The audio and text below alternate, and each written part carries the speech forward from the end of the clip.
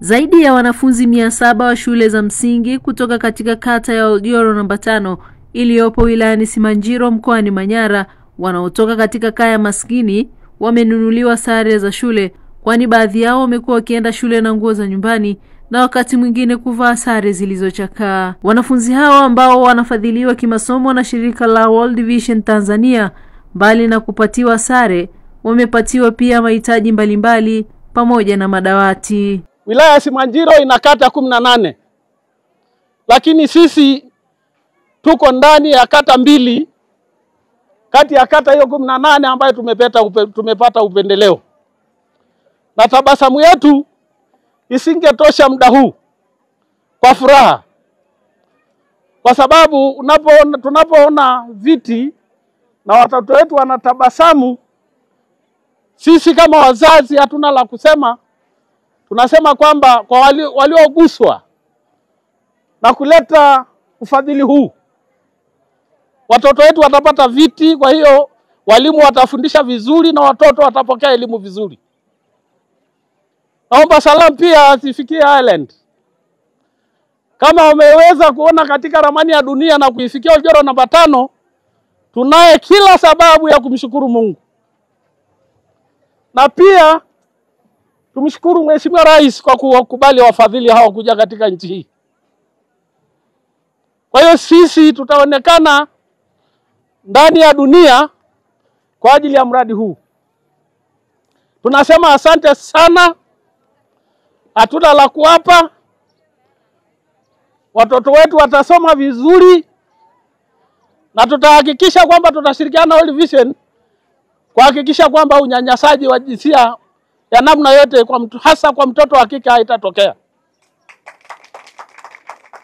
Wamasai hawataki watoto wa kike wasome, lakini kwa kupitia shirika hili, Mheshimiwa Mkuu wa Wilaya, sisi tutakuwa macho na hata usiku wa manane tutakupa habari kwamba kuna unyanyasaji unaoendelea. Mradi wa Oljoro ni mpya kabisa. Umeanza utekelezaji wake tarehe 1 mwezi wa 10. Tunawashukuru Ireland kwa kusapoti, na tuko hapa kwa muda wa miaka 12. Ni safari ndefu lakini ni fupi pia. Tunatamani sana Mheshimiwa mgeni rasmi kupata ushirikiano mkubwa kutoka kwako, ili lile kusudi na malengo makubwa ya kuhakikisha ustawi wa mtoto kwenye eneo hili la Oljoro yanafikiwa. Napenda pia kuwaomba sana wazazi. Huu mradi umekuja hapa ni mradi wa jamii. Ni mradi wa kwenu, sio mradi wa World Vision.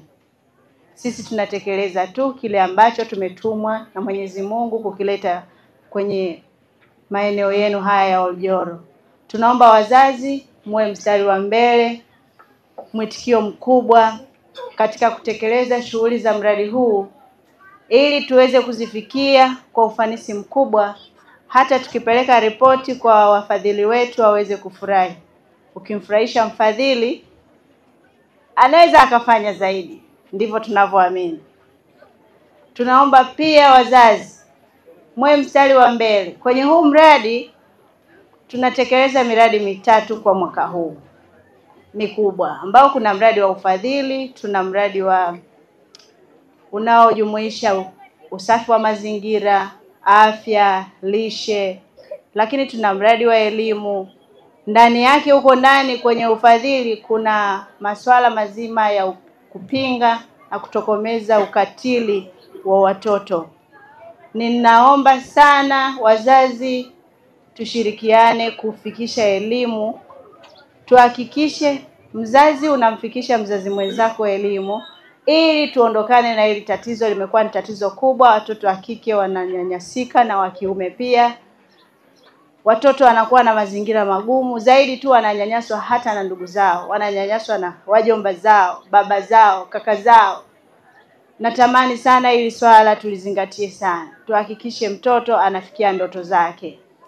Siku ya leo tunayo furaha kubwa, Mheshimiwa mgeni rasmi, kwa kutuzindulia mradi. Ni mwanzo mzuri kwamba sasa tuko hapa, unatutambua. na katika shughuli zetu fupi ndani ya miezi 6 tuliyofanya ni pamoja na kutekeleza kusapoti watoto uniform na madawati. Ilikuwa ni hitaji kutoka kwenye jamii, hivyo tukaona tuanze nalo. Maana yake sisi mtoto kwanza. Mtoto akiwa na mazingira yaliyoboreshwa, mazingira wezeshi, anafanya vizuri.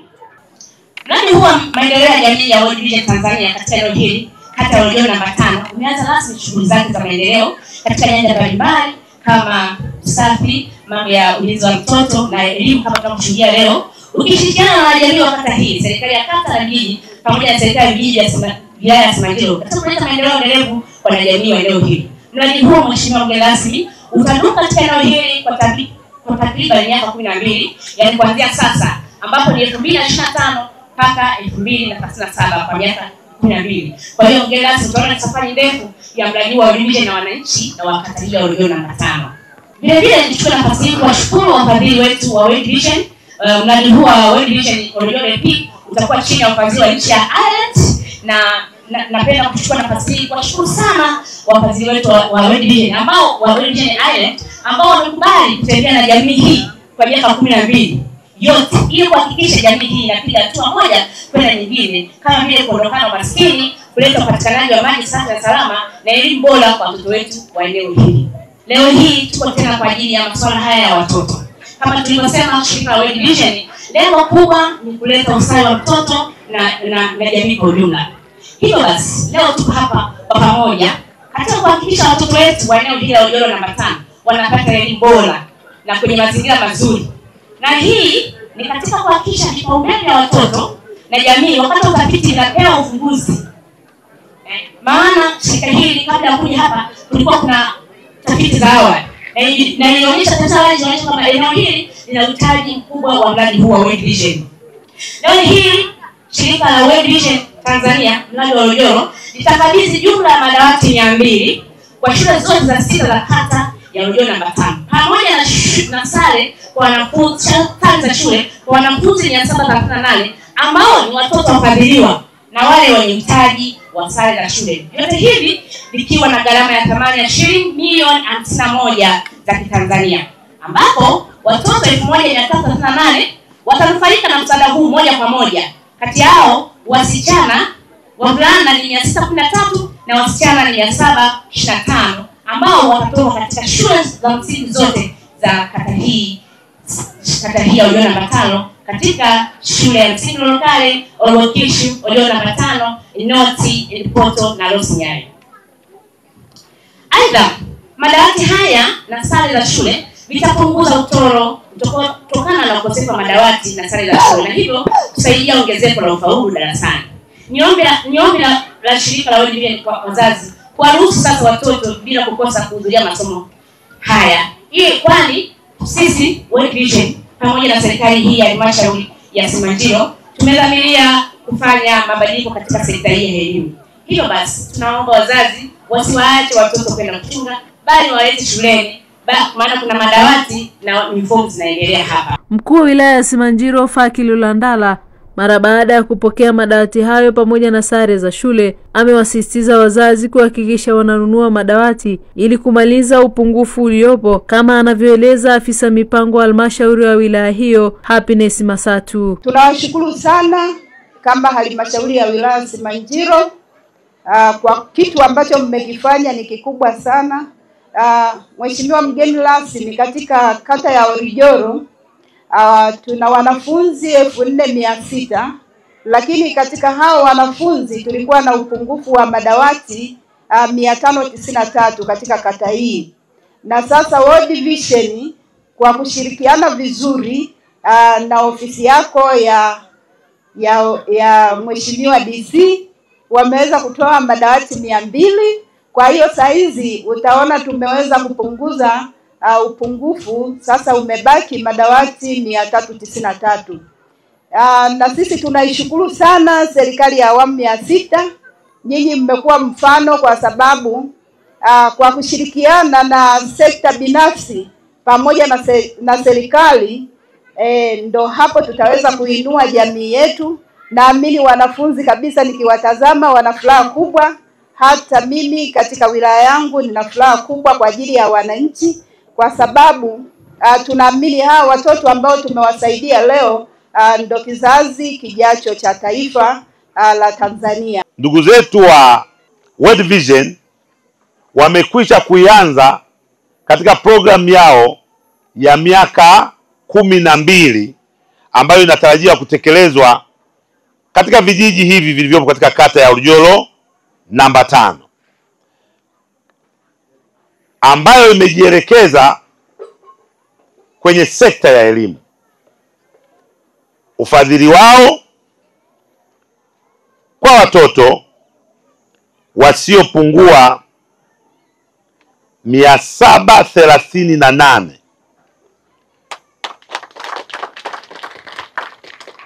kwenye eneo la kuhakikisha watoto hao wanapata sare pamoja na mahitaji mengine ya shule, watoto wadogo. Kwa uwakilishi tumewaona hapa, kwa uwakilishi tumewakabidhi baadhi ya vifaa, hasa uniform, lakini watapata na vifaa vingine, na idadi yao ni 738.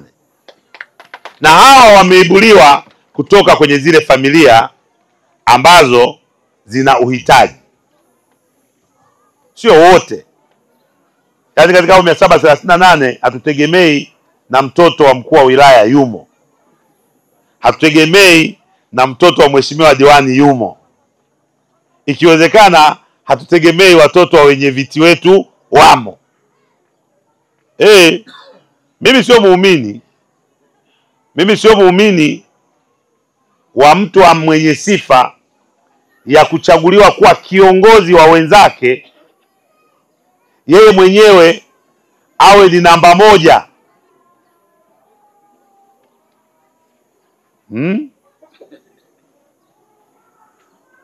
Ni kwa mahali fulani hivi nakuta katika wanaoandamana wanataka zile huduma za TASAF, afisa elimu, unakuta sasa na mtoto hasa. Kwani sisi wenye viti tuna makosa gani? Hasa unazungumzia kaya maskini zinahitaji kukwamuliwa ili zifanye nini? Zijiweze, zijiendeshe.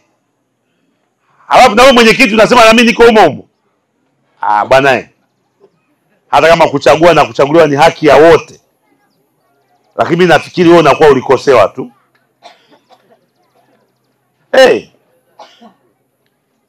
Kwamba hata wewe unahitaji ukwamuliwe, halafu naomba kuongoza wengine, utatusumbua sana. Wenye vitu wa hivyo ndio wataongoza kuuza ardhi kwa sababu wanataka imkwamue, kuombaomba rushwa na kadhalika. Kwa hiyo tunategemea watoto hawa ni watoto wanatoka kweli kwenye mazingira ambayo mtu ana uhitaji. Na hapa ndugu zangu wa Simanjiro ndio watu tunatofautiana na mimi kidogo. Nani mwenye uhitaji? Ni nani? Nilienda kijiji fulani tarafa ya mbali kutoka hapa. Inaweza kuwa inapatikana kama kilomita zaidi ya 200 kutoka hapa, lakini ndani ya wilaya yetu. Maana wilaya yetu sisi kutoka eneo moja hadi nyingine sio ajabu kwenda hadi kilomita 300. Akasimama mzee mmoja anasema, nimekuja hapa bwana, nimeshikwama, naomba msaada mheshimiwa mkuu wa wilaya. Umekuja msaada gani? Watoto. Yaani hapa nimezidiwa, nataka kupeleka watoto shule. Pole. Sasa mimi nifanyaje? Maana ulikuwa tunao wangapi? Alitaja idadi fulani. Hatutawataja majina dasi, usiogope. Sikafikiri tutaenda mahakamani. Alisema idadi ya watoto wangapi? 78 hivi. Watoto 78. Sikawaza baba amepambana, amefyatua watoto 78. Sasa naomba msaada. Wewe 78 wakati unawapata, halafu unasema unategemea kuna mahali. Mimi DC ananiomba msaada, idadi yangu tu hiyo nilionayo naona kama lakini napambana. Napambana. Nikasema una watoto wangapi? Una ng'ombe wangapi? Hata wamekufa, wameisha kabisa. Wamebaki ng'ombe kama 700 tu. Mimi kwetu mama yangu ana ng'ombe kama 10 hivi, na yeye ni tajiri, yani anaheshimika, ana ng'ombe 10. Huku naambiwa ng'ombe ngapi? 700. Anahisi kwamba akiwa na ng'ombe 700 hana uwezo wa kununua uniform. Anahisi kwamba akiwa na ng'ombe 700 hana uwezo wa kuchangia chakula cha mtoto wake shuleni ale. Ameshafilisika tayari. Anahisi anahitaji World Vision waje wamsaidie. Ni sawa kweli? Ni sawa? Mimi natamani World Vision kwenye eneo ile la kusaidia watoto mwafikie watoto wenye uhitaji. Ukiona na ng'ombe 700 wala wewe usimsaidie. Asipopeleka mtoto shule, wewe tutaarifu sisi. Kama hataki atapeleka hata kwa fimbo. Kwa sababu kwenye kuzaa hatukumlazimisha. Yeye mwenyewe na wake zake sameheni ashakumsimatusi. Wamefurahia tumepata watoto. Ukipata mtoto akishazaliwa, mtoto yule akishazaliwa sio wako. Hivi mnajua hilo? Usinilazimishe.